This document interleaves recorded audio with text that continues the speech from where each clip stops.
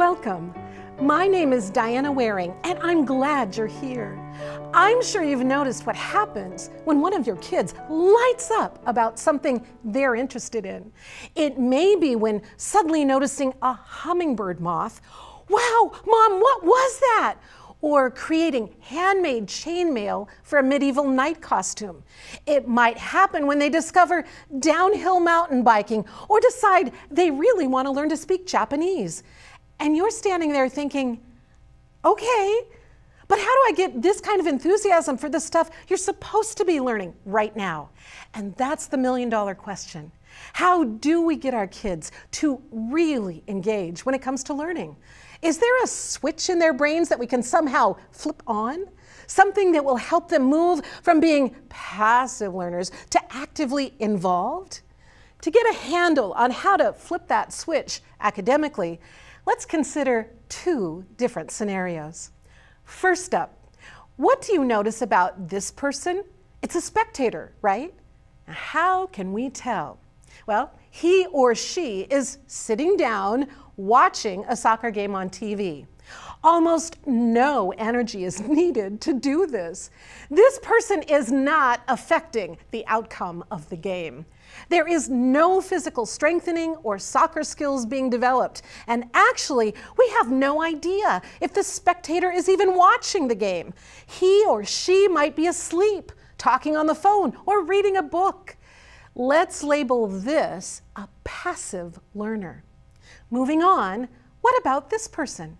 This is definitely not a spectator. This is a soccer player right in the middle of a game. How can we tell? Well, he's getting ready to kick the ball. Look at all the energy being used at this moment. He is working hard to make a difference in the outcome of the game. It seems clear that he's spent time in physical conditioning and training, and it's obvious to us that this person is completely in the game. Let's label this an active learner. So now, looking at these photos side by side, let's compare and contrast this with the idea of kids passively approaching their studies or actively engaging.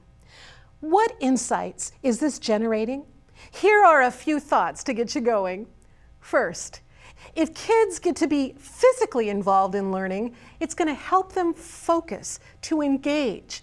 So, is there a hands-on project or experiment they could do? Could they build something, or cook something, or draw something that's connected to what they're learning? Move beyond merely gazing at a textbook to doing something with the information. Next, think about how the soccer player is doing something extremely important to him. How can you connect what your kids really care about, what they are really interested in, to what they are studying? Now, get creative. If they love horses, choose reading books about horses. Do math facts that focus on how much horses eat.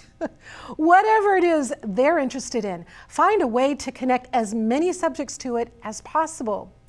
How about the issue of practicing until it's something you can easily do? The soccer player is not kicking the ball for the first time. No, there's been lots and lots of practice. What if kids have the time to practice what they are learning, especially in ways they enjoy?